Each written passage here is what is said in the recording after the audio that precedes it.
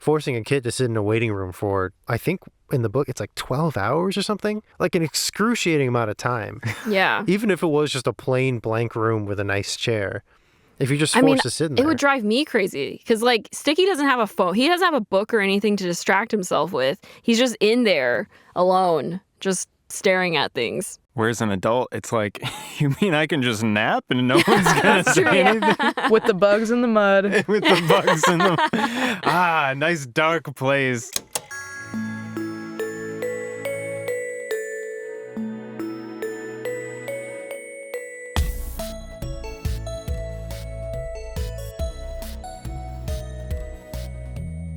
Welcome back to Nostalgia Club. I'm Victoria, and I'm joined by... Jino. And... Michael. And our special guest of today's episode... Isabella. Yay! Woo!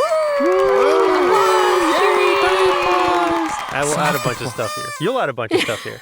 Not me. Not anymore. Today we were talking about the Mysterious Benedict Society, a lovely book written by Trenton Lee Stewart. And Isabella used to work at Wayland Productions with us and always talked about how much she loved this book series. And so when we decided to cover this for Nostalgia Club, we were like, we have to have Isabella on. Do you want to quickly introduce yourself to the listener? Sure. Hi, guys. I'm Isabella. Yeah, I used to work at Wayland Productions. I, lived around here. Now I live in LA. So I came all the way down here for this podcast. We appreciate it so much. Yeah, and I guess the way that I, discovered this book, I was in a book club when I was a little kid that, a bunch of my friends' moms all put us in. Ooh. And we would pick a different book every month and then go to the house of the person who picked it and do themed activities based off of it. And so this book was the most fun one because, of course, we had tests. We all made our own buckets and filled them with different things. Wow. It was Heck so fun. It was like a mystery. And this was definitely one of my favorite books from that book club. Although I feel like everything from that book club formed who I was as a person when I grew up. This was when I was 10. Definitely. So that's fascinating. Your parents forced you into a book club and you went, hooray. Yeah, it was awesome. It was great. What a great person you are. I actually really wanted to be in a book club when I was a kid. Well, we get that. I don't think I even knew how lucky I was, but that was really special. And if you are listening and I would really recommend doing that now or with a child. I mean, technically this is our book club now. That's true, so... yeah. Are you Mr. Curtin? Just get your hands on some children. Yeah. Make them read. You could even whisper the book as you read Whoa. ASMR reading. Poison apple, poison worms. Well, quick summary of the book in case people haven't read it or if you haven't read it in a while and you just want a quick refresher. Does someone want to take a stab at the summary? Maybe we can, I don't know if this will work, the inside cover, if Isabella wants to read that blurb there. Oh my gosh. Starting with the red quote, because that's how it sort of... Oh, I'm so ready. Okay. Are you a gifted child looking for special opportunities? When this peculiar ad appears in the newspaper, dozens of children enroll to take a series of mysterious, mind-bending tests. And you, dear reader, can test your wits alongside them. But in the end, just 4 very special children will succeed. Their challenge? To go on a secret mission that only the most intelligent and resourceful children could complete. To accomplish it, they will have to go undercover at the Learning Institute for the Very Enlightened, where the only rule is that there are no rules. As our heroes face physical and mental trials beyond their wildest imaginations, they have no choice but to turn to each other for support. But with their newfound friendships at stake, will they be able to pass the most important test of all? Welcome to the Mysterious Benedict Society. Yay! And it's hype, guys. It's a decently thick book, too, especially as kids' books go. It's chunky, and I love the color of the cover. It's yellow and beautiful, and there's so many details to look for in the cover. Yeah, Isabella was telling us off the podcast that she's actually never physically held this book until today. Yeah, I have listened to this audiobook probably 10 times. Even as an adult, this is one of my comfort listens. Because I still have the Audible account that my mom used for the book club that I was in when I was a kid. Wow. It's still sitting on there. So sometimes I go back and I listen to those books if I'm having a bad day or having to go to sleep or even just for the vibes, Mm-hmm. So I've listened to this book at night throughout all different phases of my life. And I've never held a physical copy until today, so that was really cool. I did not even know that there were illustrations at the beginning of each chapter. So thank you guys for showing me that. Yeah. So have you listened to all 4 books? Because there's 4 of them, right? Why do I think feel there's like I've 5. only There's listened to 5. 3? Yes, there's actually 5. Okay. Isn't one of There's- them like an origin story for Mr. Benedict? So there's 3 in the original trilogy, and then they released a 4th one a significant time later. I think the 4th one came out in 2019. Oh, yeah, I And the 3rd haven't one read came out in that. 2009, so a 10-year gap. It's a time jump, so they age the characters up, I think 10 years or whatever. And That's then the 5th one crazy. is a prequel about Nicholas Benedict. Okay. Spoiler, that's his name. Sorry. Yeah, I've only read the first 3. That's crazy. Ooh. Hey, you got you can go audiobooks. back. You can go back and re-listen or reread. Yeah, Or not reread because you haven't read them. Sorry. You can go back and read them now. I'm excited. That's going to be Yeah. awesome. It's so fascinating to hear that, like, because a lot of the times if not all the times when we've talked about like nostalgic reads that we've had on this podcast, it's typically literally from reading the book or like having it read to you. Mm-hmm. But I don't think we've ever had like a nostalgic like listen from an official audiobook. Oh my gosh, this guy's voice is like ingrained in my head. Actually, is it possible that you could look up like who the narrator is? Because I Yeah. almost want to give him a shout out just because he's like so impactful in my understanding of this book. And like the cadence of the phrases, you know, when you have like a cartoon quote just ingrained and you can like say it in the exact way. Oh yeah. Yeah. Like my understanding of this book is all through that guy's voice. And when he says like poison apples, poison worms, like it's all there. Ah. The voice actor and narrator for the Mysterious Benedict Society books is named Del Roy. Yeah. Sounds familiar. He sounds like an older, like, Mr. Benedict type. He's not like a young kid, like, vibe guy. He's more like you're listening to your grandfather, like, read this book out loud to you. He did do some voices in like The Lion King. Actually, his IMDb in terms of movies is pretty short, but I assume he jumped to audiobook narration and did that a lot. It was really good. Like, I truly felt like he did a great job. Nice. Well, that's great because now we have like an experienced listener of the audiobook who can recommend the audiobook in particular. Yeah. Because I think the rest of us like read it. Mm-hmm. We all got copies of the book, ironically, except for the expert. Yeah, it's all here in the brain. I think that's really impressive because as a kid, I preferred reading, but I would listen to audiobooks when I was in the car with my mom because my mom preferred audiobooks. And she would get like the huge like CD sets from the library. Yes. And like she listened to all of Les Mis in audiobook. Oh, wow. I mean, she did skip a couple CDs because she was like, it's not important.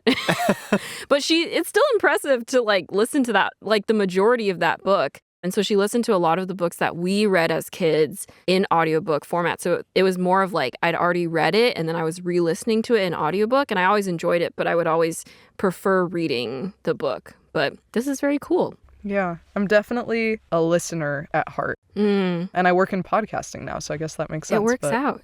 Yeah. Yeah. Yeah, one of the things we like to say is, oh, we're 3 podcast editors. And now we are 4 podcast editors. Yeah. How many podcast editors does it take to make a podcast? A lot, actually. More than you think. Yeah. Well, Michael, Jino, have you read the Mysterious Benedict Society before? No. First exposure. Yeah. I thought I hadn't. And then I recognized all of it. Mm. I did own the book when I was a kid, but I thought I'd never gotten past the first few chapters, but I guess I had. It kind of all came flooding back to me as I read it. That being said, not enough for me to remember any of it in more than vague details. So for all intents and purposes, this is my first time reading it. Nice. We love a good reread that feels like a first-time read. And then it's like a fever dream. Like Yeah. it's like remembering a dream after you wake up and you're like filling in the gaps. Ooh. And I I like do that. I remembered some of the puzzles at the very least, like the 3 tests at the very beginning that all the kids take. For some reason, I Those were always cool. misremember the first test, even though I have read the book twice now, and I recently watched the adaptation, which we will talk about, I'm sure. But every time I get to that part in the book, I'm always like, oh, the test is one of those tests where you read through the entire test, and then the last question will say, oh, just answer this question and turn in your test. I think I'm getting it confused with probably another book or TV show or something where that happens.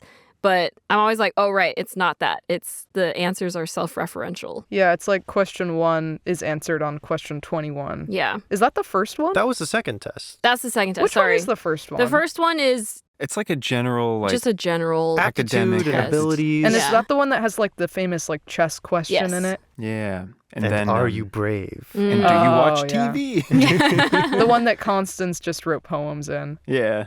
iconic, honestly. That was where I started to experience a little bit of lock-in with this book. I was like, okay, it's neat seeing the interesting quality of these tests. And test number 2 in particular, I really liked because I feel like that's a universal, like, kid who's been in school experience where you've been taking like a tough test. Yeah. And you're like, maybe in another one of these questions will be the answer to an earlier question. Yeah. I feel like that's happened to me 3 times in my life, but every time it happens, you feel like an absolute mad genius when you Yeah. find it. I don't know Well, if that's ever happened to you. And I guess when you think about it too, there's 4 tests because the first is dropping the pencil in the gutter. Yeah. I think that would technically be the second one. Because the first one is just the written test that Rainey takes. Yeah, and the yeah. second would technically be when Rhonda drops her pencil and tests to see if you're like a good person. To see if you'll cheat like after and you also help her. it's like a couple tests in succession because first it's will you help her? Second is how do you help her? And then the third is will you take up her offer to cheat on the test afterwards? Yeah.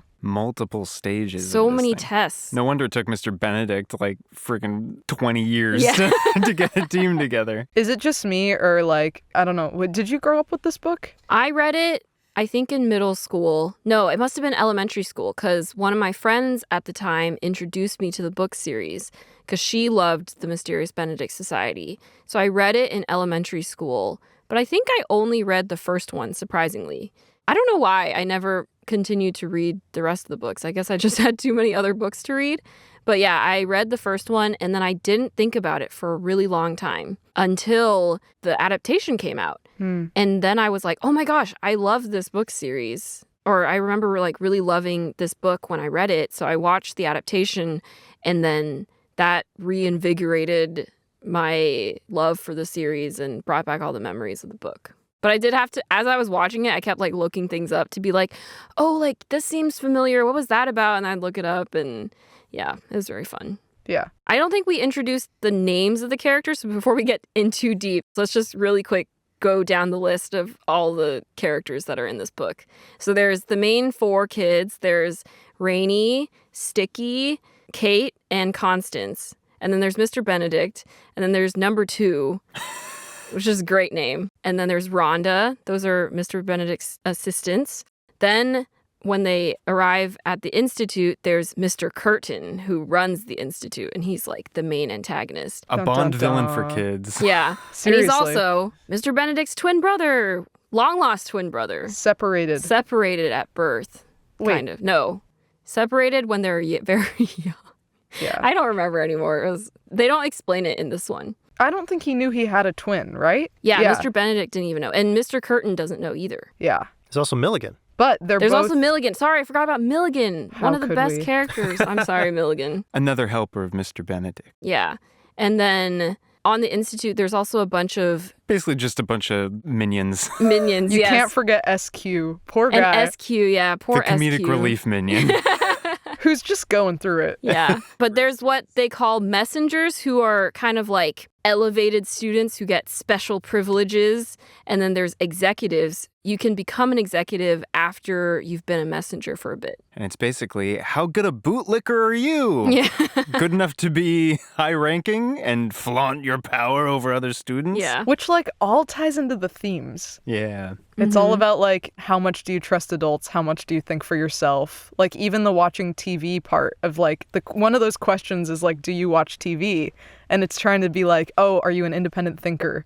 And I thought that was like very interesting about like the contrast between Mr. Curtin and Mr. Benedict. Yeah. I actually think that this book becomes more and more interesting the longer it's been since it was written. Yeah. Because I read it when I was in elementary school, and now in 2024, I think these themes are even more relevant. I couldn't believe that this came out like before people were really talking about kids on social media. Because I feel like everything relating to the Whisperer and all of that just feels all related to that. This came out in what like 2007? Yep, 2007. Especially even the part with the emergency, but nobody knows what it is, feels like so relevant today. Yeah, The emergency in particular, it's really, this general really hits social different clamoring nowadays. over, which it's sort of strange because at the same time you're like, yes, the drumming up of fear and anxiety, and yet at the same time you're weighing it against like a number of legitimate fears and anxieties that people have, and you're like, this is a fascinating social commentary. Yeah. One thing I really did appreciate is that the book never specifically antagonizes the act of watching TV. It never says TVs are bad. It just says that television in the universe of the book is a vehicle for control and fear and stuff. Yeah. And through that, it asks you to question what you see on TV. Yeah. Investigate the truth. In the plot of the book, the real danger of radio and TV is literally that Mr. Curtin, our villain, is putting subliminal messaging through the Brain blasting the people of the world. Yeah. With children. It's interesting, too, when Rennie...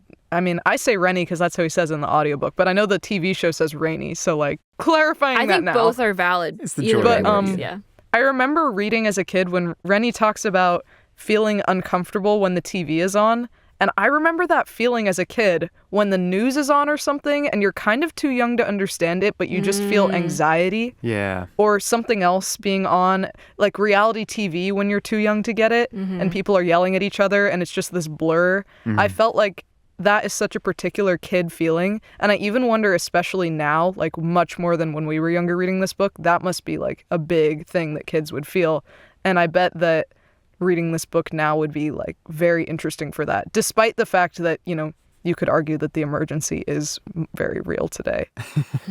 Well, I guess there's a number of different emergencies people are talking about. Yeah. But even regardless of what emergency you're talking about, when you do talk about stuff like the news or a lot of news programs that are about discussion that you would typically find on any like cable channel do involve a lot of yelling a lot of the time. And so it makes sense that anyone would be, especially if you're a kid and you don't really know what the yelling is for, kind of upset. Yeah. Which, yeah, off to the races immediately with this book because it starts talking about the emergency on like page 3 or something. And then it keeps going from there. I'm wondering, Isabella, I almost called you Kate.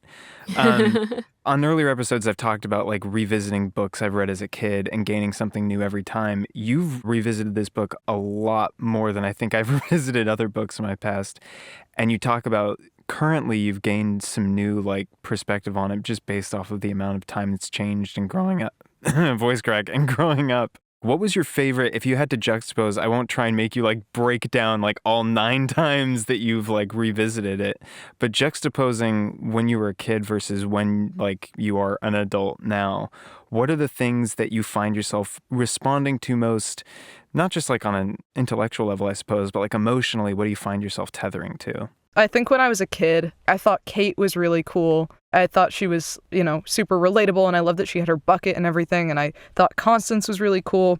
But re-listening to it as an adult, like, I think Rennie becomes a lot more relatable because he is kind of this uncertain character, and I feel like I didn't appreciate him as much when I was reading it the first time. And now, especially with the chess question and is it his fear or Sticky's fear of like not being wanted? That's Sticky's fear. What's Rennie's fear? His fear is, I think it's like being alone and betraying his friends so Yeah. that he will be alone. I think it starts off with him, his main fear is just being alone, but then near the end of the book, it becomes another one of his fears is betraying his friends and thus being left alone by them. Yeah. All of the kids have fears related to isolation. Yeah. Except for Constance. We don't know what her fear is because she won't tell us.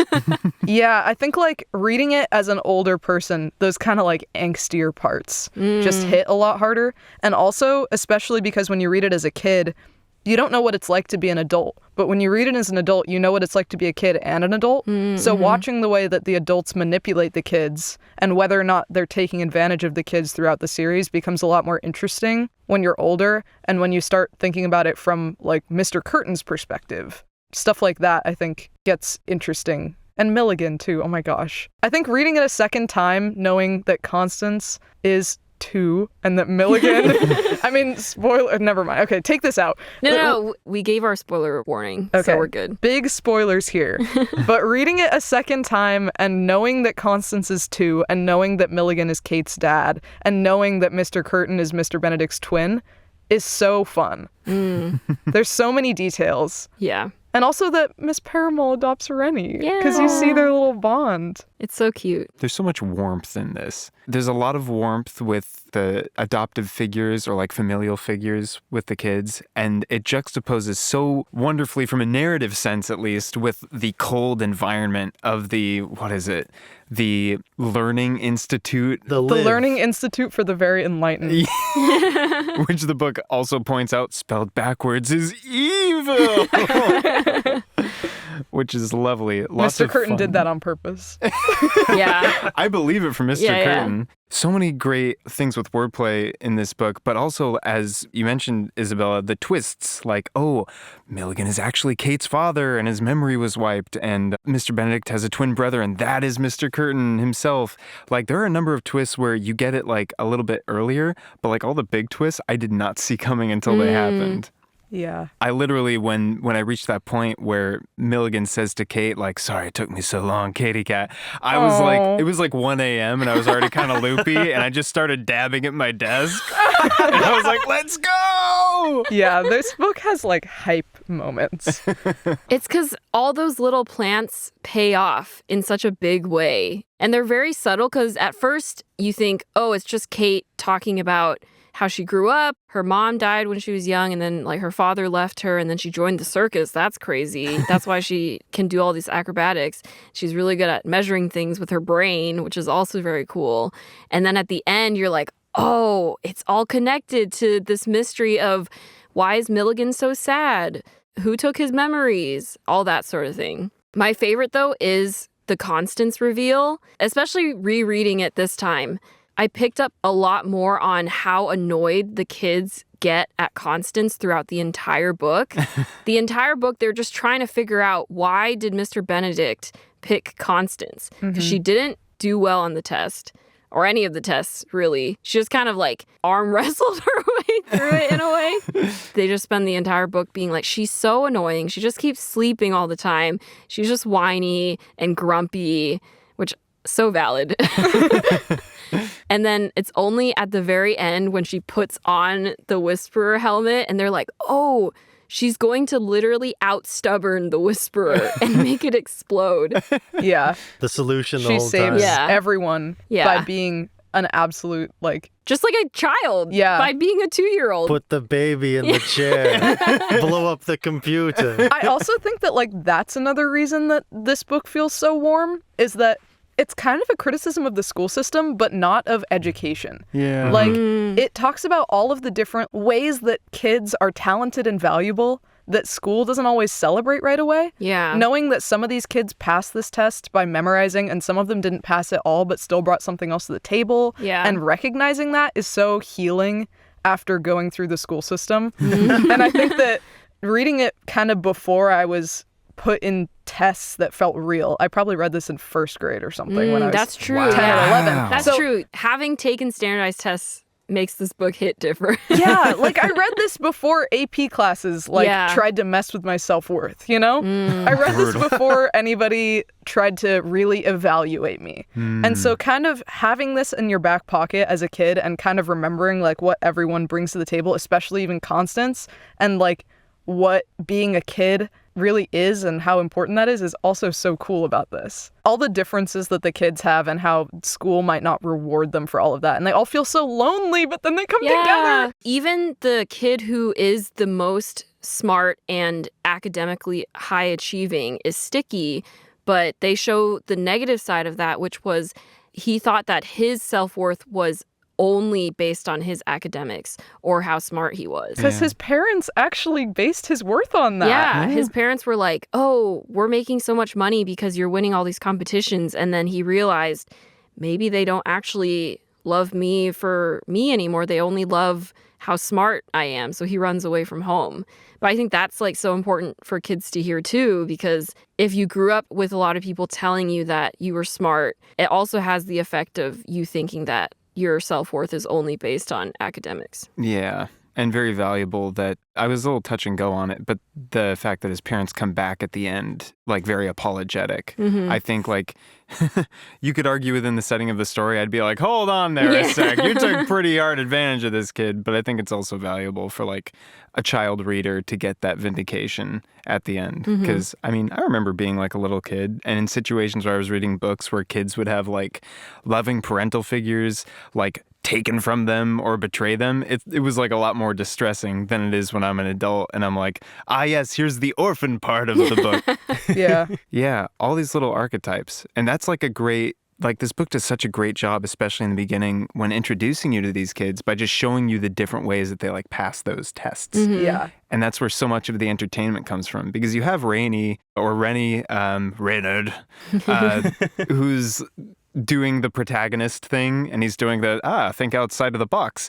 Take the one pencil and break it in two, and now I can give it to my friend. Which is so smart, too. Why didn't I think of that, you know? Simple and straightforward. But then you get, like, other approaches to the challenges they have to face, and everyone has their own approach. And there was so much fun having Constance enter like late in the game because there's a bit of mystery surrounding her, and when in the back of your mind you're wondering, okay, what's the other different way that this new person who's been kept in the wing like solved the test? And it's like she just like composed poems and told everyone to F off. She sat down in the maze and had a picnic.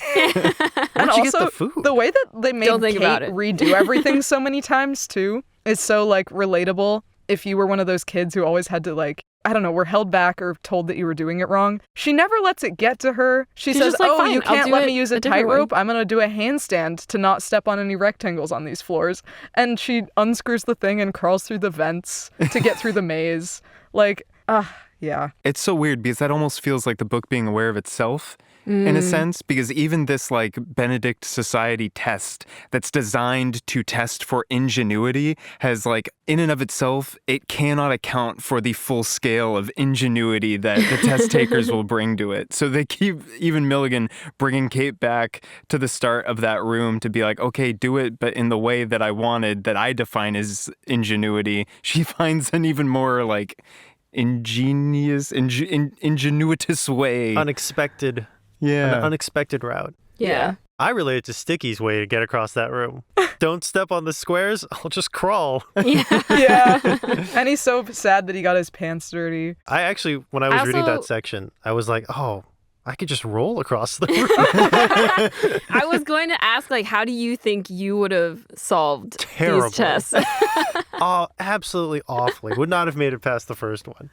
Yeah. But you'd like to think you would have, Because, like, Rennie makes it all seem so simple. As a kid, absolutely. As a kid, I would have been like, yeah, I'm smart like Rennie. I can solve things. I knew that one. As an adult, I know better. And it's interesting, too, that Rennie's kind of the only one who, like, solves it in the way that Mr. Benedict intended. It's kind of like Rennie is like a mini Mr. Benedict, so all of Mr. Benedict's anxieties, like, align with Rennie's, and they kind of get each other better. Yeah, he's also I think he's the only kid who, quote, solves every test. Yeah. Or finishes he each actually, test properly. Like, his strong suit is logic. He figures out what the test is trying to make him do. He's a puzzle boy. He reads between the lines. Unlike Sticky, who is very logical really smart. but sees everything at surface value. Yeah.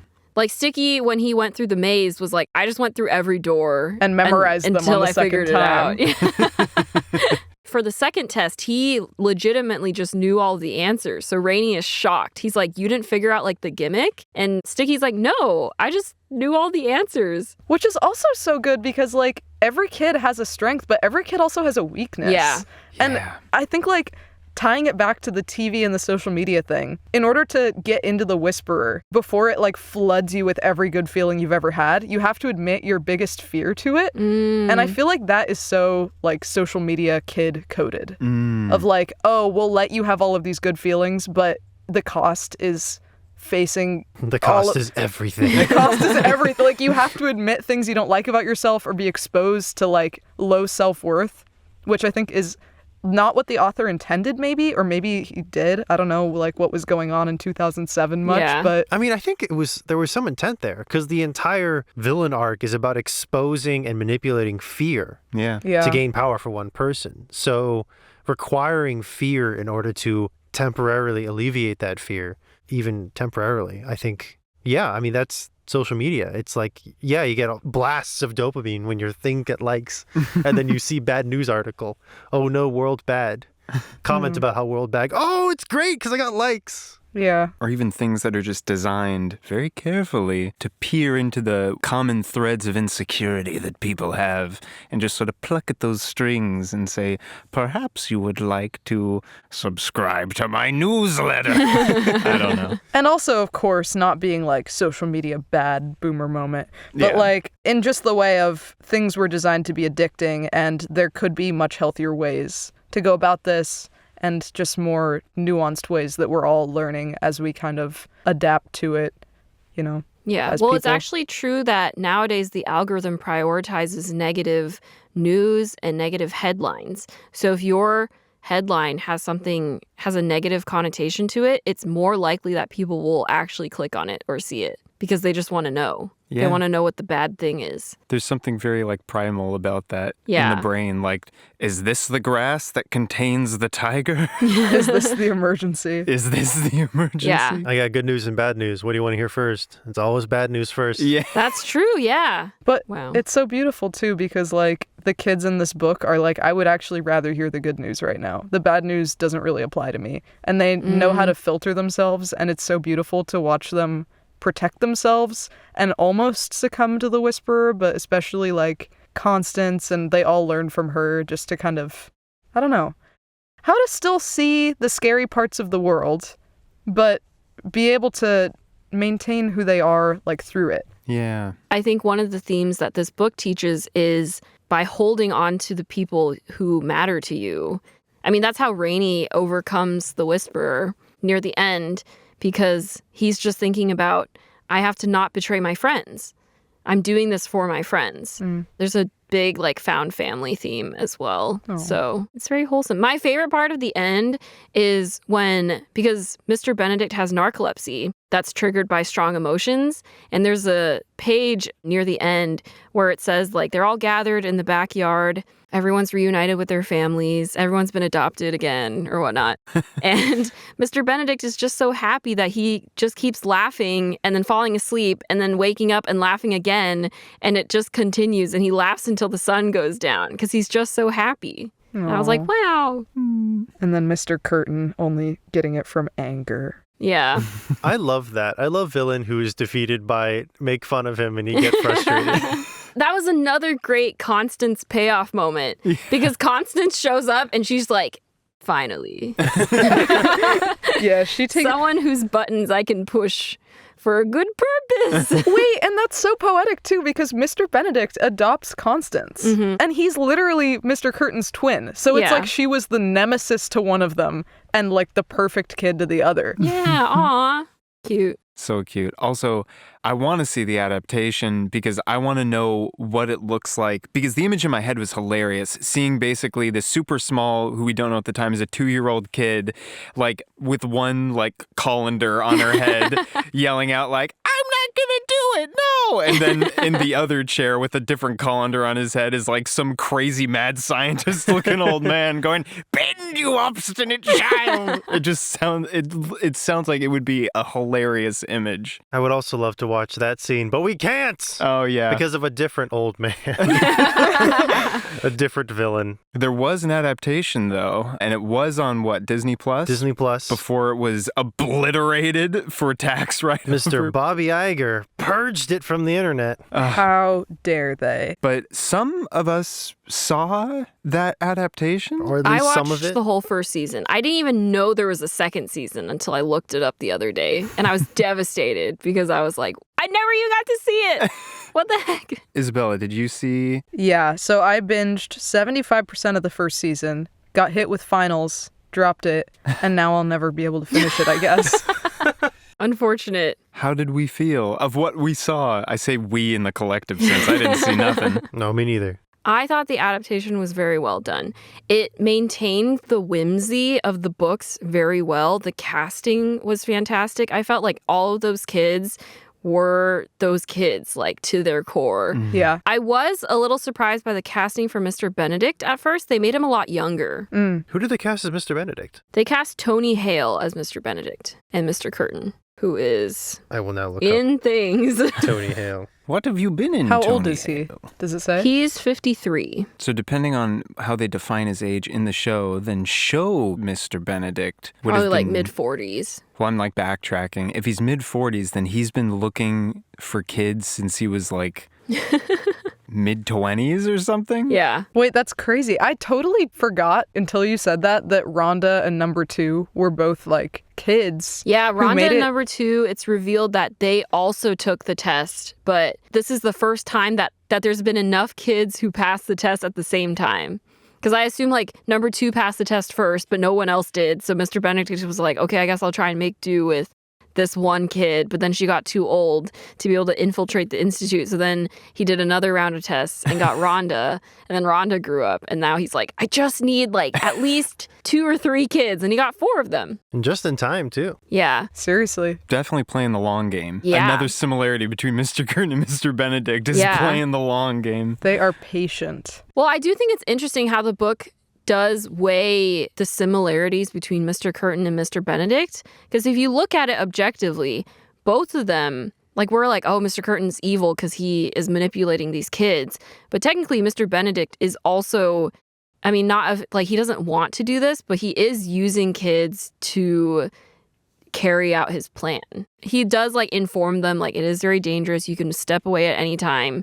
But it's also, like, it could be argued that, I mean, they're kids. They don't really know Yeah. better. So is it really morally okay to be, like, quote unquote, taking advantage of these children? Well, also because, like, specifically all of those kids, like, did not have parental figures. Yeah. Like, that was a big part of it, is in order to pass the test, you kind of can't have a family who's going to miss you. Oof. It's like the Untouchables or something. But there is a really wonderful chapter where Mr. Benedict tries to pull the kids out because he's like, Yeah. it's too dangerous. Yeah. Which I really appreciate. Often I feel like in this sort of like children doing dangerous things to save the world sort of story, there's never a moment where the adults go, okay, the kids might actually get hurt. We got to get them out of here. Yeah. But there is actually a moment here, which I think really solidifies the feeling of danger in the book. Yeah. Like, it's very easy to say, like, oh, these are kids. They're never really going to get hurt. Nothing bad's going to ever happen. But if you have the adults in the story say, no, Yeah. now it's bad, and the kids decide to keep going, it really raises the stakes, I think. Especially because even just simply infiltrating the island is so dangerous. And getting them out of the island. Like, every step is dangerous. So the fact that Mr. Benedict sent Milligan deliberately to go get the kids, despite how dangerous it was. Wait, speaking of danger, can we talk about the waiting room? Oh my gosh. Oh, yeah. So it's just a big room full of mud, and you sit in the mud, and there's bugs, and it's dark, and it's gross. That's it. That's the room, right? Isn't it like a tiny room? Like, Or a you're like tiny room? barely able to move in there and it's just mud and bugs? It's a mud bug room. I'm trying to remember what it was like in the adaptation, because I think they did something differently with it. Don't quote me on this, because it's also been a while since I watched this adaptation. And I couldn't confirm my thoughts because it's no longer available. Quick, get your recorders ready. But I think they made it more abstract in the adaptation, where it was more about, it's called the waiting room because you're made to sit in there until you're just like alone with your thoughts and wait for an indeterminate amount of time. And it Like can a sensory deprivation thing. sensory deprivation, but also there's actually like a lot of, sorry. Okay, I found it. Yeah. Thank you. So in the book, it's just described as a dark place full of mud and bugs. In the television series, it's psychological torture. So Yeah. it resembles a plain waiting room, but it has uneven looks to it. Oh yeah, and it's like Uneven the chair furniture. that Sticky sits on is like, it's like one of those chairs where like one of the legs is uneven, but you Oh. can't fix it. So you just have to sit there and be like, okay, I want to be balanced, but like occasionally you'll like tip over. It's just like all these like little things that will drive you insane because you're sitting there like, I have nothing else to do but like look at these lines on the walls and oh, that triangle is like not the right shape or the lines are crossing weird, and it just like really gets in your head. There's Which a I think fish is really tank. There's something about a fascinating. fish tank too. And there's a giant clock on the wall that like ticks by really slowly. Oh, It's that all sounds designed to super drive you uncomfortable. nuts. Yeah. This is Yeah. all very, like, sensory and it's very particular. There's like something about the experience of being a kid in one of those chairs that you just forget about as an adult, but like some of that, just like even being in school sometimes feels like this kind of sensory torture. Well, there's also the thing about how when we're kids, time feels longer. So an hour for a kid is forever. An hour for an adult, you're like, I can sit on my phone for an hour. So forcing a kid to sit in a waiting room for, I think in the book, it's like 12 hours or something, like an excruciating amount of time. Yeah. Even if it was just a plain blank room with a nice chair. If you're just forced to sit in there. It would drive me crazy because, like, Sticky doesn't have a phone. He doesn't have a book or anything to distract himself with. He's just in there alone, just staring at things. Whereas an adult, it's like, you mean I can just nap and no one's going to say anything? With the bugs in the mud. With the bugs in the... nice dark place. Napping with friends. I also love how, like, a spa day. Milligan crawls through mud after he, like, wakes up with no memory, and then you realize later that it was the waiting room that he was escaping from. Wait, I didn't pick up on that.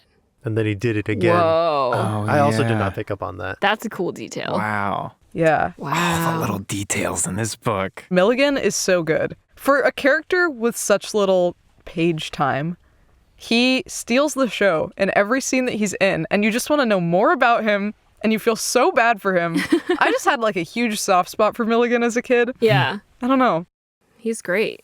Cool secret agent man who sacrifices himself for children. Yeah. Who's got a sad backstory that he hides. And you're just like, what is going on? I actually really do want to read the second book because that's when Kate can start rebuilding her relationship with Milligan, when Rainey and Miss Paramal are a family, when Constance is Mr. Benedict's kid, and when Sticky's back with his parents. And then they all come together I watched the trailer for the season 2 because I was like, I'm just curious what happens in this book and show. So it's like the kids are a little bit older. It has kind of like, I talked about this before where I was like, I like Prince Caspian from the Narnia series because it builds on characters that you already know, and then like their character development from the previous books continue on. So I was like, I think I would really enjoy the second book for a similar reason.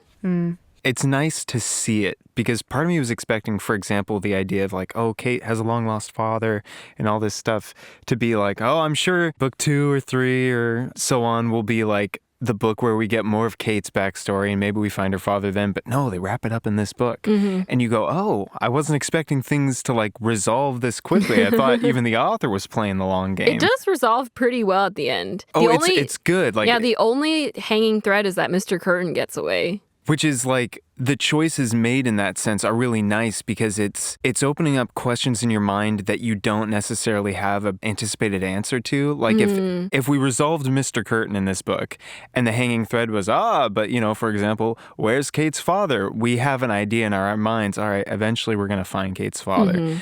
But by having that plot thread sort of wrap up in this one a little bit and leave Mr. Curtin out in the world, there's a lot more open-ended questions and a lot more, like room for character development and character relationships between these people as they like recover the people that they are and move forward, which is like, I don't know. I feel like you don't always get that. It's sort of like sometimes in various forms of storytelling, you'll set something up and take a very long time to resolve it. But it's nice to see like a resolution come relatively early and then build off of it, like construct something new on top of it. I'd be excited to read the 4th book because I really like when you have a series about kids and then there's a time jump and now they're not.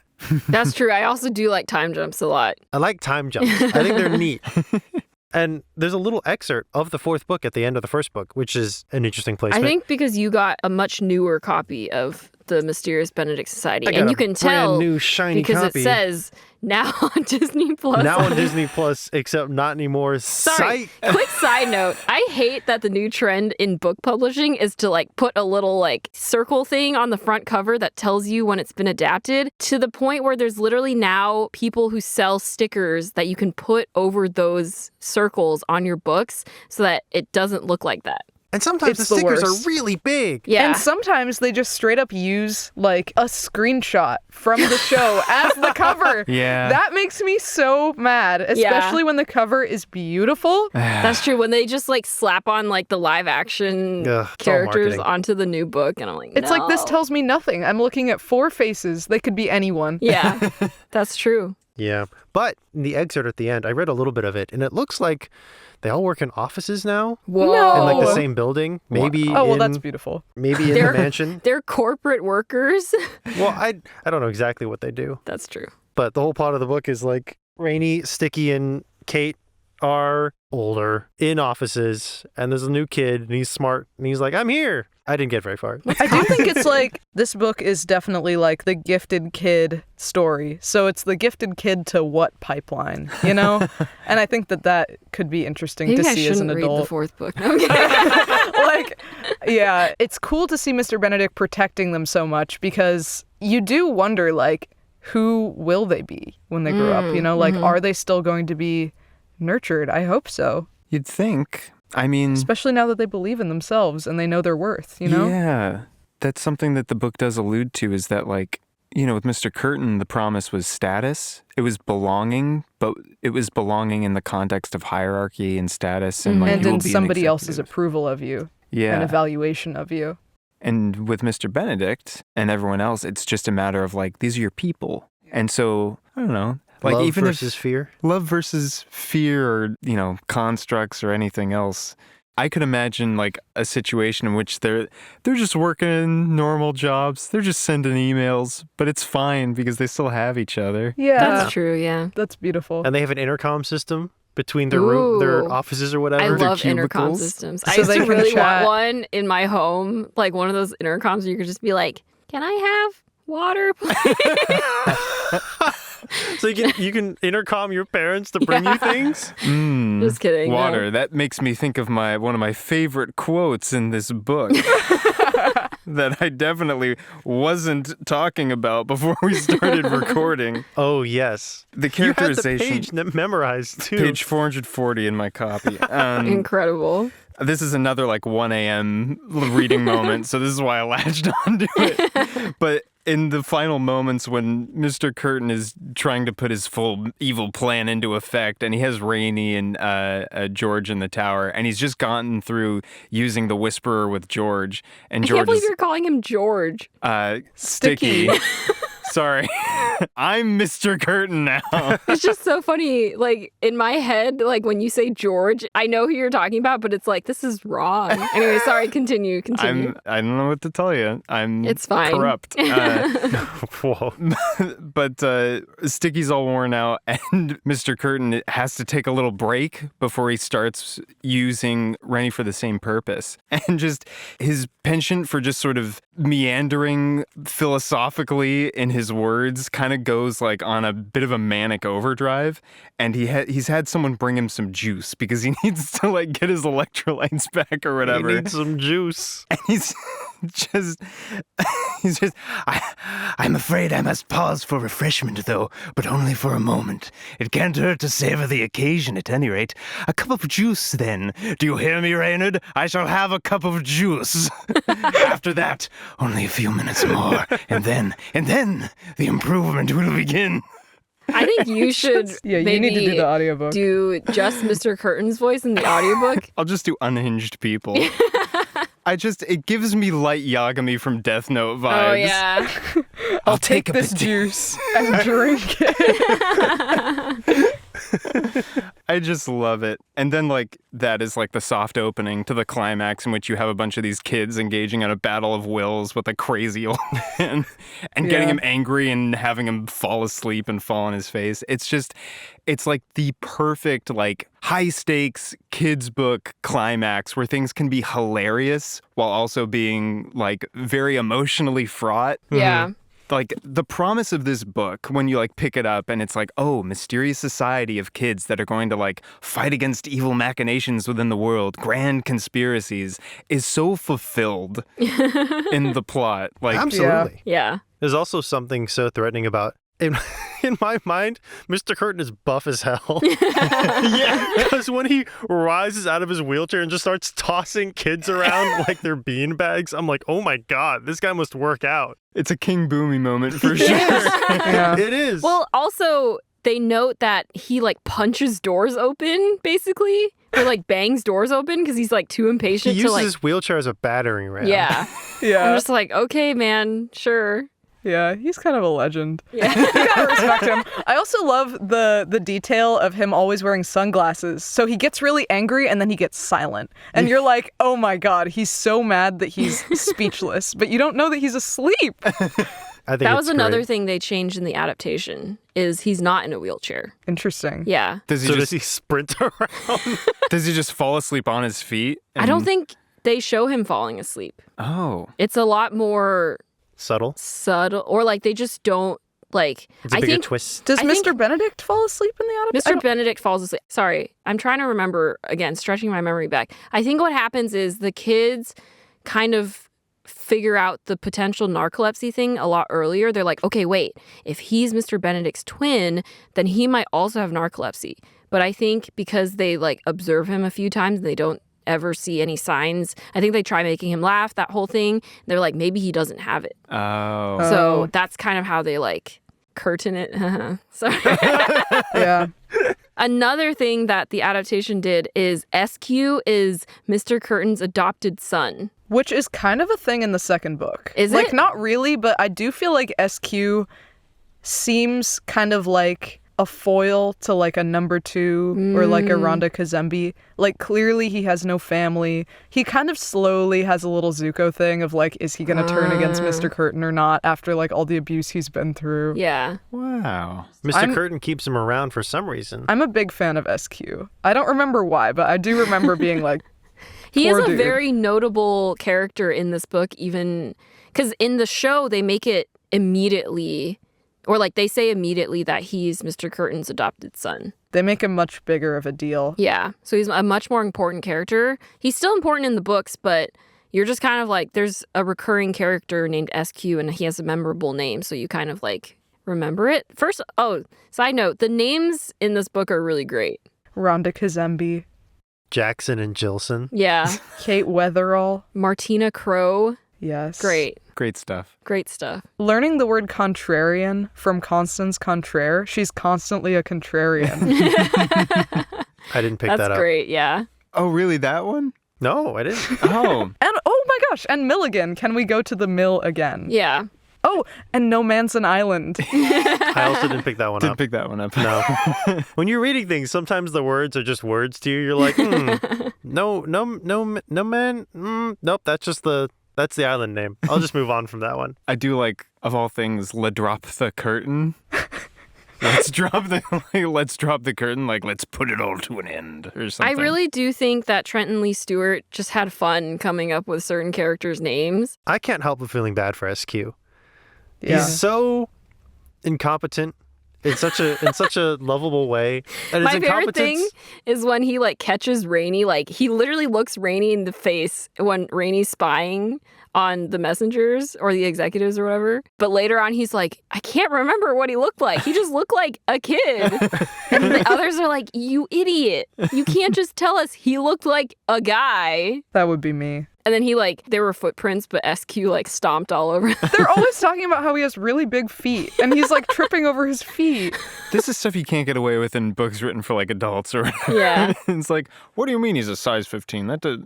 Well, what are you talking about? They'd never hire someone like this. His incompetence. They would never keep him around. Yeah. What do you mean his name is drop the curtain? But you gotta say that, like, if SQ had been taken in by Mr. Benedict, like, I'm sure there's strengths in there. Yeah. But we only see his weaknesses. Yeah. Like, he totally could have been. I mean, don't this know. kid's definitely been brain swept. Yeah. So, Oh my God. yeah. Yeah.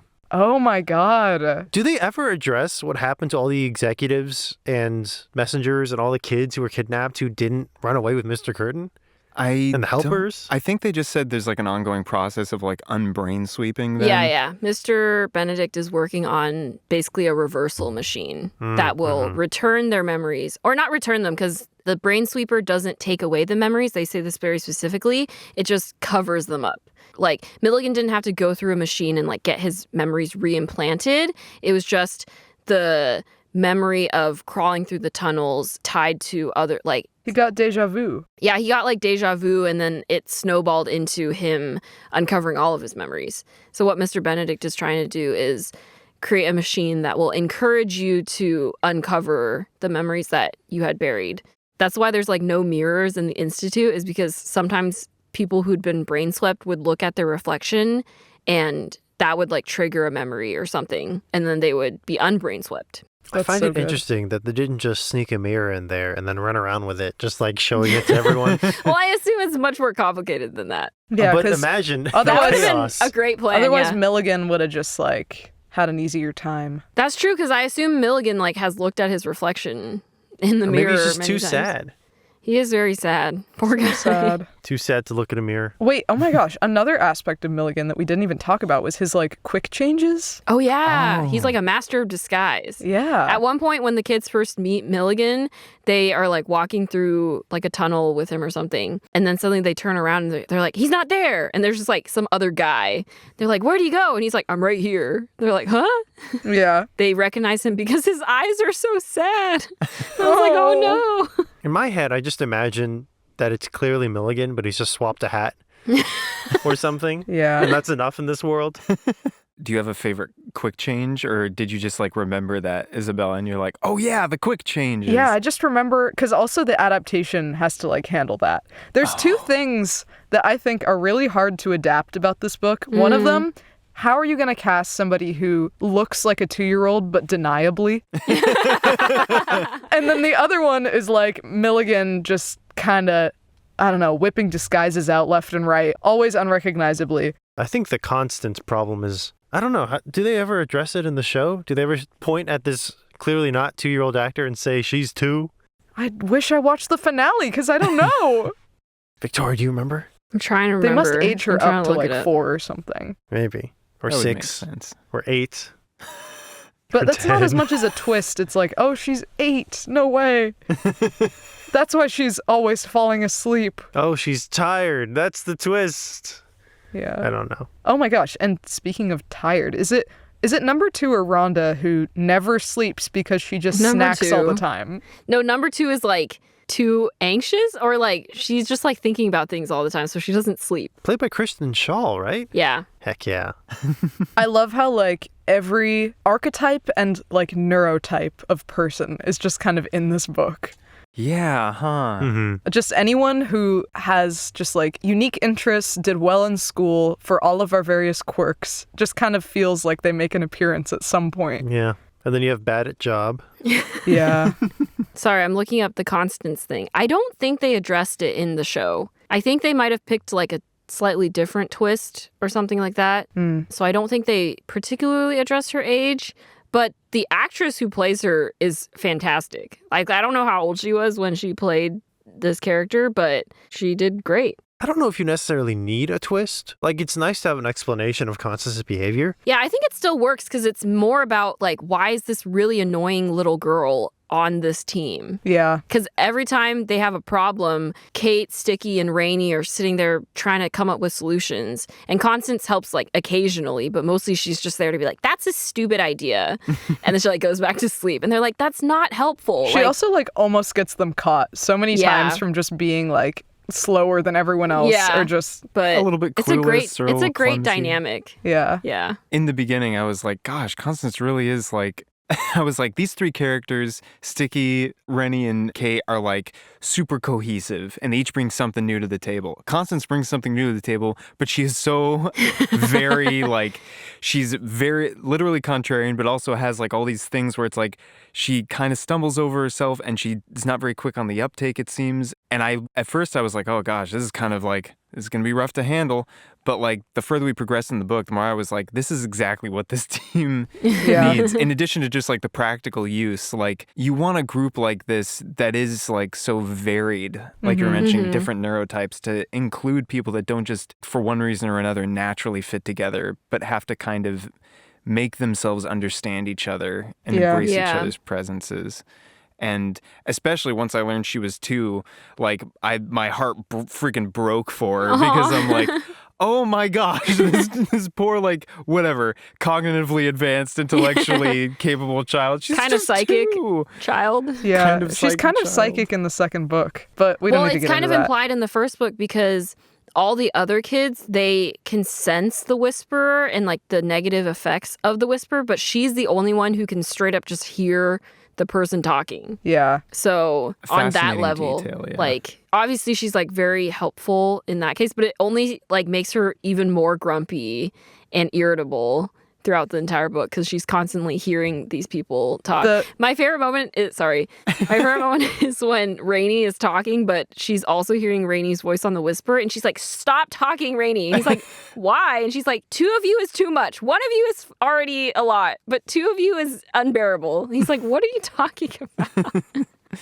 Yeah. Sorry, what were you going to say? Just the poems that are like read on the Whisperer. Yeah. Just especially with the audiobook, those are so ingrained. I love the brush your teeth to kill the germs, poison apples, poison worms. Like, it doesn't make any sense, but it feels so, I don't know, like almost eldritch horror about just the vibes. It's very genre. It feels genre savvy as an inclusion. It's very like activate the sleeper agent coded phrase sort of thing. Yeah, and it's just like, it doesn't make sense, but it feels like it should. So you're just grasping at it. Well, I thought it was interesting how they were saying, like, the way the Whisperer works is in a package. And so because the kids go to all these classes where they're taught, like, okay, so it's really hard to avoid getting sick, but you should still try. But it's still really impossible to not get sick. But you should still, like, wash your hands, like, all these, like the kids are sitting there like, I don't really understand, like, why we're being taught It's like anxiety inducing. Yeah.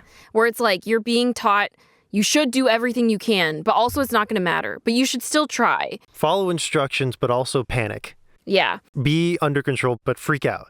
Yeah, but they're all tied to these phrases like Isabella was talking about. And then so when the Whisperer prompts you with those phrases that have been drilled into your brain, you're going to remember the entire lesson. And so that whole feeling of panic, but don't panic will get conveyed to the rest of the world. Yeah. It's a really great mechanic. Yeah. For an evil machine. All right. Well, last question before we have to wrap up this episode. Who do you think you would be in the world of the Mysterious Benedict Society? We're really doing this. Yeah. All right, tag yourself. God. Tag yourself. Let's start with Isabella, because I think Isabella knows. Well, you guys already assigned me Kate, but I'm so honored by that. Let's be real. Who does not want to be Kate? I love her. Yeah, I was definitely like a tree climber kid for sure. I can do a handstand. I can still do it. Wow. Oh, really? Yeah. Dang. I'd figured once you become like an adult, all your bones just shatter and you can't do things anymore. No, I'm sitting weird in my chair right now with my legs swinging. I like moving around. I don't know. She has such good energy. Who doesn't want to be Kate? But I relate a lot to Rennie, as we talked about earlier. And like, who doesn't wish they were Constance? And who doesn't see a little bit of themselves in Sticky? So, you know, we're all over the place. Yeah, that's true. Yeah. Kate is the only one to physically, like, have a physical battle scene. Yeah. Which is interesting. After a book of sneaking around and like... She's brawling with these adults. Oh, actually, this is another reason I'm Kate. My backpack, I carry so much stuff with me everywhere. I love being over-prepared. And I You feel also like... do know martial arts, right? Yeah. Yeah. So. Well, I taught self-defense for a while, so... Taught self-defense, too. Yeah. That's next level. It was pretty cool. Yeah, I think you would guess. definitely be initiated into the Mysterious Benedict Society. I appreciate that. The rest of us would not be. No. I mean, let's be real. There's a lot of skills in this circle that I'm looking into all of your eyes and But seeing. your skills are like next level. Applicable. I yes, disagree. applicable. I could go through all of you guys. We've literally got a leader. You know Running martial a arts. podcast. You could break us apart limb from limb.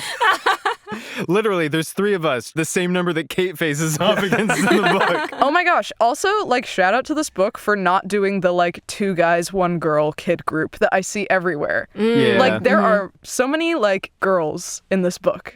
Meant a lot to me as a kid. Mhm. I was also going to say that it is pretty unique for the 2 main female characters to be essentially like the brawn of the group. Yeah, because Because I think that's pretty unusual. Like, usually it's like, oh, like the female character, she's like very smart and she's like the logical one. But in this case, that's Rainy and Sticky. And Kate's there to like have all the things and like solve things with her hands. And then Constance is there to just like Constance is yell. the willpower. Yeah. yeah. Constance is like a mental tank. They literally, I love how they don't even consider trying to get Kate and Constance to be upgraded to be messengers. They're like, Yeah, it's they're not just going to like, happen. Even with, they have to cheat on the tests Yeah. to get them even to not drop out of the school. Yeah. It's great. Yeah. Victoria, tag yourself. Through this conversation, I think I actually, like, in terms of the way that I solve problems, I think I am the most like Rainy. I don't think I'm as smart as Rainy, but, like, I'd be like, okay, I got to read every question on the test or whatever. I will say this. You also, like Rainey, have a very strong moral backbone. Yeah. You care about doing things right and you care about doing things correctly. Yeah. And The I feel truth. you're a leader. Thanks. You're leading this right now. Am I? It's true. You're the one with the table Yeah, you and have last The table. fact that you questioned whether you're a leader makes you even more like Rennie. Yeah. I'm sticky only because we thought of the same way to cross the tile room. Also, as I've mentioned on the podcast before, Jino is the king at self-deprecation, and Sticky deprecates himself all the time. The sentence Jang. deprecates himself is terrible. It's a terrible sentence. See, Sticky would say that about the phrasing of a sentence. That's true. Cool. Yeah, me and Sticky, this is crawling across this tile floor, just desperately like, I gotta pass the test. Honestly, I think you also would react and be like, oh, now my pants are dirty. Now my hands are dirty. I do hate having dirty hands. Yeah. When I was a baby, you know how babies are like, ooh, cake? Let me grab it with my hands. No. I'd be like, someone please clean my hands and hand me a fork. My little 2-year-old self, I'd be like, I hate all of you. Children at my birthday party, eating with your gross little grubby hands. Which makes Disgusting. even more sense because Sticky really hated being in the waiting room Oh, where yeah. he got all dirty. Yeah, that Is that one- what you were connecting it to? No, Oh, no, you were connecting it to like Sticky. getting Crawling dirt on on my the floor, Here's yeah. the thing. If all of me is covered in mud, then I'm like, it's whatever, man. It's too late. It's too late. But if a little bit of me is covered in mud, I'm like, there's mud. Well, Don't Michael, look I at think me. this makes you Constance. No, I'm kidding. I don't know what I am. Some days I feel like I'm SQ, you know? I think you are Mr. Benedict. I can see Or Michael as Mr. Curtin, Benedict. depending on the day. You did read Mr. Curtin very well. You know what? Depending on the day, I'm probably one or the other. Would you rise from your wheelchair like some kind of buff villain and start throwing children across your laboratory? I mean, look, if I didn't get my juice, I don't know what to tell you. Would you two battle the baby until you get so mad you pass out? Have you ever designed a test or a school? You know what? I He do is teach. a teacher. That's true. Wow. So maybe you're Miss Paramall. Maybe I'm Miss Ooh. Paramall. Honestly, yeah, Miss Paramall. I would love to be Miss Paramall. That'd mean a lot to me. Yeah. We should all aspire to be Miss Paramall. She's kind of the only one who didn't get a shout out in this episode much. Yeah, very I limited. mean, yeah, I think it's because, like, she's only there for part of it. But she is a very important character. Her character trait is being a good human being Yeah. and having a mother Yeah. who's going through it, Unlike apparently. pretty much everyone else in the series. So it's unique. It's unique. Stands out. Yeah. I like that the reason she adopted Rainy is, or like what prompts her to make the decision to adopt Rainy is because she realized how important he was to her after she didn't see him for like however long they were at the institute. Only know you love him when you let him. Isabella, thank you for joining the long tradition of us subtly referencing song lyrics in our podcast. Oh my gosh, anytime. Well, does anyone have any last Mysterious Benedict Society thoughts? You know, at least they were feeding the kids well. That's You know? true. Yeah. The food court food was very impressive. And just as impressive as I don't know why I said as food court. It's cafeteria. Sorry. Yeah, the cafeteria food sounds delicious and impressive, like you said, Victoria. just as impressive as the kids' plan to make the entire school vomit. I love Which how was they so decided to put the poison overkill. on everything except the vegetables because they're like, they're not going to eat them. And they were right. Yeah. Like throughout the book, they talk about everyone going for pastries over and over. Yeah. Yeah. Yeah. For the rest of the book, whenever the author's describing his scene, he's like, and also they were little puddles of vomit. And you're like, oh no. Which means it wasn't like all the kids went back to their dorms and were like, oh, my tummy hurts. They were just walking around projectile vomiting. Just here and there. Like it all hit them at once. They were just like, blah. Another slightly relatable thing in this book was when they were grinding up the root to make the poison. Constance kept being like, I just want to know what it tastes like. Sticky too. And Sticky was like, I want to know what it tastes like. There's a little bit on my finger and like, I need to dust it off before I get the urge to just like put it in my mouth and find out what it tastes like because it will be unpleasant. Okay, who else wanted to learn Morse code because of this book? It made me want to learn it again. Again? No. Again? Well, like when I was a kid, like I was really into codes. You're Rennie. You guys didn't have a notebook that you just filled with secret codes so that you could write notes to your friends? I actually kind of did do that. Gino and I just looked at each other. No. Like, we were just... In high school. Looking This for is, memories. this is not really related to Mysterious Benedict Society at all. But in high school, my friend and I learned how to write like the Dwarvish language in Lord My of the Rings. God. What a nerd. And we would write Unlike notes. Gino and I, who are looking at grass. Yeah, eating grass. And we would write each other notes in class. But then there was one year where we didn't have classes together and it was like devastating. So what we did was we had our mutual friend like literally pass a pen around, and inside the pen like you could unscrew it and like take out a note. Oh my God. Was this to avoid detection from the teachers? No, it's just because we So were they like, didn't care. You were just like, this is cool. Let's we do were like, it. this pen can have notes inside. Gosh, That is Isabella, iconic. you're dead Yeah. right. That's iconic. But I did also like, because I had a big Nancy Drew phase, a Nancy Drew and spy phase, where I just like had a notebook filled with all these like ciphers and codes, and I would just like write notes to people with like the code. This is like all kids who have a spy phase probably get one of those like cheap plastic like spy kits. Yeah. Here's a walkie-talkie in I mean, a small I also thing. got those. I had binoculars that didn't work. Yeah, it's like here's all this cool stuff that doesn't work. Victoria, you actually like did functional things. Like you learned codes and stuck them inside like normal everyday stuff. Honestly, that note in pen trick was pretty sick. That's I will pretty say. sick. Yeah. Like, that could make it into this book. Because all we would say is like to our friend, we'd be like, "Can you pass this to Emily when you see?" Wow. You guys were, like, ready for the mics. You were like, the walls have ears. Just take this I guess pen. so. Yeah, Emily, if you're listening, that was a great moment in our. Wait, I know how we could end this. What would you put in your bucket? Oh, that's a that's a great good question. Oh. Like, now as an adult that you need to take with you. Is it bad? My first instinct was sand. You do really like sand, Gino. I don't. It's rough and it's coarse and it gets everywhere. You never know when you need sand. It's a Star Wars reference. I love sand. It's warm and trickly and Okay. He says it gets everywhere, but it's not like you, which implies Padme gets everywhere. Or doesn't get anywhere. Because he says, I don't like sand. It's coarse and it's rough and it gets everywhere. Not like you, Padme. Which would imply the next sentence is you don't get anywhere. So it's meant to be like, Padme, you're not coarse and rough. Like, Yes. you're soft. But because he added, and it gets It's everywhere, That means then Padme gets it ruins nowhere. it. Yeah. It's an iconic meme, right? But Which no one is thinks also, about the like- next sentence, which makes it even funnier. I've I seen haven't Clone watched Wars. that in a She's while. been everywhere. Yeah, She's pretty Yeah. Travels She's a lot. everywhere. Padme's 1,000 times more competent than Anakin, and That's- she deserves so much better. What would you put in your bucket? what do you put in your backpack? Yeah. I mean, for But me, then like knowing it would be in a this bucket is and like- people could see. This is only useful for me specifically, but I always have a Tide pen in my bag because I always spill stuff on my clothes. Does it have secret notes inside of it? No, it doesn't.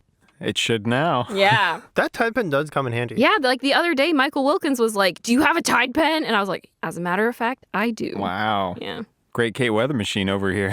Seriously. A single Tide pen. No, I feel like it has to be like multifunctional, but at the same time, like the beauty of the bucket is you can put a lot of stuff in the bucket. So And she puts a lid on the bucket in the second book. yeah, so she doesn't lose. So she doesn't have to choose between her friends and her stuff. In the fourth book, it's upgraded to, I think, like secret compartments in her clothing and also a toolbox. Wow. That's crazy. Because she's an adult now. Love Adult I it. bucket. love that. Oh, sorry. Another fun fact about Constance, because earlier you were like, where did Constance get the food for her picnic? And I was like, but Constance also just had a jacket full of pencils. So That's true. Could have been what eating else? pencils. There could have been anything else hidden in that jacket. That's also a possibility. And I love that too because she was specifically asked not to bring a pencil. So Yeah. she, not even in a visible way, but Yeah. just needed to defy it on the inside. Constance is so Spite. iconic. Anyways, yeah, I'd probably pick like a pen. Just the one loose pen rattling around in a plastic bucket. No, I'm just like, I would have a lot of different things in the bucket, but like things that would be useful to have are just like things that I have in my bag. So like a pen, a Tide pen, more pens. No, I'm kidding. A lot of pens. Paper? Just pens. No, I don't need to write on anything. Yeah. I would put a tangerine in there. Some snacks. Ooh, snacks are good. Snacks is a Snacks great is important. idea. Yeah. Snacks in a bucket. Yeah. You never know when you're going to get hungry. Especially because it's like I ready think chewing access. gum would be good. Because Oh, chewing gum that's a is good like idea.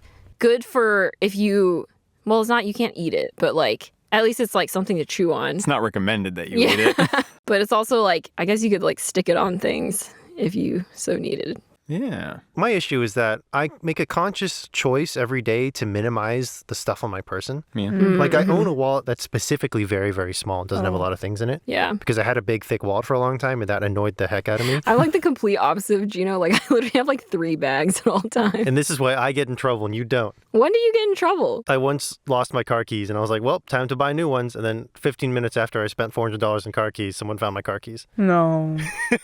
Jino! I don't carry spares on me. I don't carry stuff on me, you know? I actually have a spare car key that I bought specifically because one time I locked my keys in my car and they charged me $250 It's so to use the little Oh, inflatable gosh. thing to open the door. And then I went on Amazon and you can buy a car breaking in kit for, sorry guys, for $30. And it's the inflatable thing. That's Oh my gosh. I keep it in my garage, which is very suspicious. But now I have a spare key and a thing to break into cars in case Wow. it ever happens to me ever again. Sounds like good bucket material. But they take advantage of the fact that you probably need to go somewhere Yeah. and you don't have time because no one goes to their car unless they need to go somewhere. And so you're like, oh, shoot, I need a solution right now. And they're like, the solution is $200. And The you're like, worst part, my phone was in there too, and I could see it on the seat, Oh, and so it you was can't even, like, and it call was for baking in the help. sun. No. It was so bad, guys. Sad. Okay, It's but the if let you me did... in meme. So my bucket thing is going to be something unreasonable that I'd never carry around unless I had a bucket. Yeah. I'd fill it with ice. Then I put a second smaller bucket within the ice, so it's nestled in there. So the bucket is cold. This is and then I'd elemental. fill that second smaller bucket with Korean rice punch with shike. So I'd always have shike on me all the time. Whoa. And then I'd drink it all and get a terrible sugar headache, and then I'd Yeah. die. I like the idea that you would always have shikia with you at all times if you had it in a bucket. But you'd have to It's the best refill drink. it. Best If drink. you drink it, then it's gone. I'll could get, get like a- second bigger bucket. Like a thermos or like a water bottle. But the fact is that you would run out eventually. You wouldn't always have third it. bigger bucket. Sorry, I'm being annoying. I didn't know what I was going to put in my bucket that wouldn't be like anything other than like rather normal stuff or like, oh, I'll put a blanket in there. So whatever. Blanket's good, though. Blanket's fine. Could always use blanket or towel. Or a towel. Helpful. Change of clothes. Just very basic, like Yeah, I'm a yeah. nomad stuff. But like that gave me an idea, Gina, what you said. I would do the thing where you like get ice and you like put it in a styrofoam like container and then you put like a fan on top of it or whatever and you use it as like a makeshift air conditioner. Oh, Because that, I would love that. That's great. that's good. That's yeah. For pretty recording good. days. I mean, the bucket just kind of becomes a portable air conditioner Yeah, at yeah. that point, but You also just like stick your hand in there. We're transforming our buckets into things that already exist, and we're just making it more inconvenient for ourselves. well, the thing is, this one has a handle. I would fill my bucket with goat's milk, and as I ride across the Great Plains of Mongolia, the movement of my horse would churn the goat's milk, and as it fermented, it would turn to cheese. And I'd be like, what is this substance that I've created? Tastes pretty good. Let's conquer Asia. What were the two most impactful results of the Khanate? The conquering of Asia and cheese! Cheese! It's just a theory. They don't know if that's actually how it happened, but it's a theory. Well, on that note. Sorry. No, that's good. Well, thank you much. Thank Thank you you much. much. Wow. Well, thank you so much for joining us on this episode of Nostalgia Club. If you liked it, please consider giving us a rating or subscribing. It really helps us out. And you can also email us at nostalgiaclubpodcast@gmail.com if you have suggestions for what we should review next. You can also follow us on Instagram at Nostalgia Club Podcast. Thank you so much, Isabella, for joining us on this episode. Yay! Thank you. A really excellent guest. Do you have anything that you would like to share or plug for our listeners? Oh my gosh, wait, okay, I have a podcast recommendation Instagram now. Yay! Woo! This is very silly, but since I work in podcasts, everybody always asks me now, like, what podcast do you listen to? And instead of always grasping for what I listen to, I've decided that this whole year I'm going to try to post every weekend a show that, like, was binge-worthy enough that I really liked it and listened to it a lot and that I would recommend someone else listen to. So you can follow my little Instagram where I hold up my laptop and pose with the pictures of these podcast thumbnails. And it's called Isabella's, with no apostrophe on the S, .podcast.rex, which is RECS. We'll also put it in the show notes. That's crazy. And if you don't click on that link, we'll ban you from Spotify. Yeah. If you don't click on that link, you'll get brain swept. We'll put you in the chair. We'll put you in the waiting room. Until next time, Rules in schools are tools for fools. woo! And drink some juice. Or some Korean fruit punch. What? Rice punch. There's no fruit in Fruit there. punch. Unless there is.